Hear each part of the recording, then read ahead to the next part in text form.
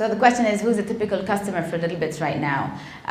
When we originally started, Little Bits were created as a design tool. It was more for industrial designers and product designers to incorporate into their design process. But we started to go out into exhibits and seeing a lot of kids really responding and playing and understanding and asking questions. So we realized there was an opportunity to help kids learn and change the way they learn. And so right now we have a little bit more of a focus on kids, and a lot of our customers are parents with their kids or teachers. We have about 400 schools that are using Little Bits in their classes. But we still have a pretty sort of loyal and growing designer and hobbyist audience that we really love, actually, and we try to cultivate more and more because it's where the roots are and it's what's going to push the limits more and more.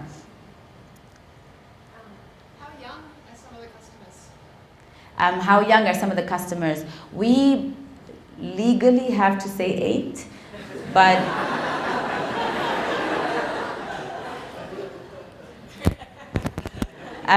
no, we legally have to say 8. There are magnets in Little Bits, and there's been issues with toys and magnets, but we actually get email from parents that say that they play with their kids that are as young as 3. We don't condone it. You should be 8 and older if you use it, but we don't know if the kids understand at that age what's going on. We don't know if they understand the circuitry, but we know that they love the immediacy. They love that they made that happen, and they really respond to it. So I personally think that kids understand much more than we think they do, and so I believe that it's important to get them exposed to sort of under the hood as much as possible at an early age, and then maybe it matters, maybe it doesn't, I don't know.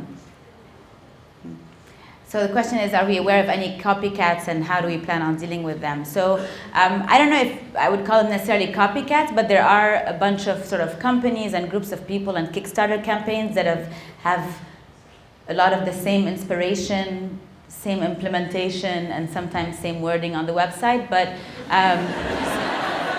are those considered copycats? I don't know, but we see it all the time. It's happening. One half of me, kind of the CEO, is really angry and upset, and like, we invested all this time and money and been doing it for 5 years. How can you copy it? But then the other half is actually pretty excited that more of this is happening. So it's kind of like a double personality. But Little Bits is open source. We intentionally put all the design files out so that you can download them and look at them and make your own.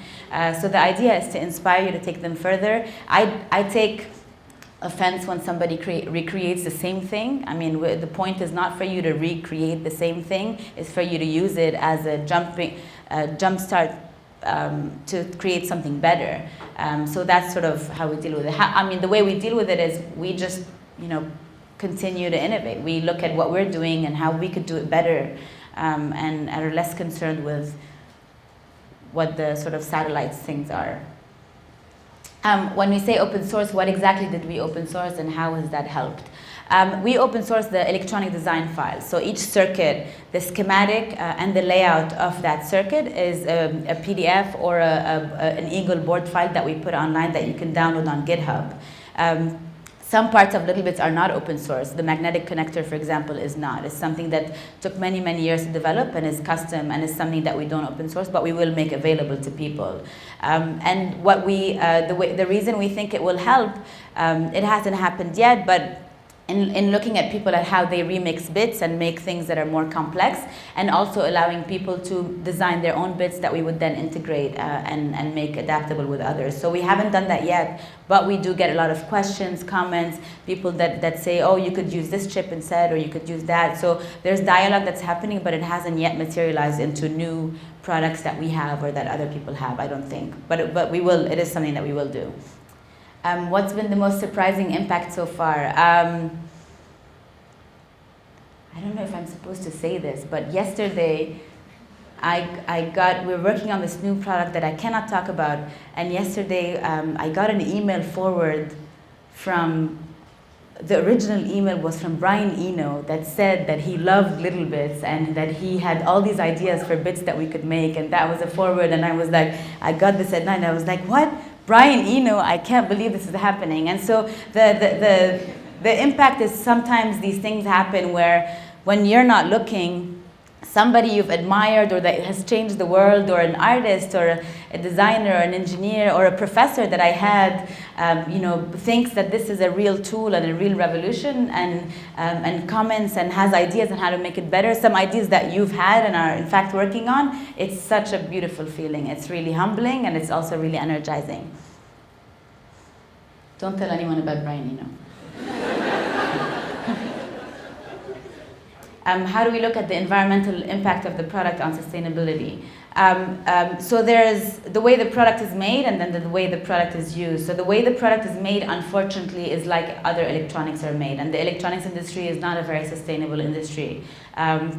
It's wasteful and it's toxic, and there are initiatives and things that we always inquire on what we could do to make it better, but it's not a very clean industry. But what we do take a lot of time and thinking about is how to make the bits themselves sustainable. So how to make them reusable, how to make them sustainable in themselves, how to not incorporate, like many consumer products companies, they incorporate planned obsolescence into their products, such that the product ceases to work after a while and you are forced to purchase another one. So that's something that electronics companies are doing, computer companies are doing, phone companies are doing. That's absolutely something that we despise.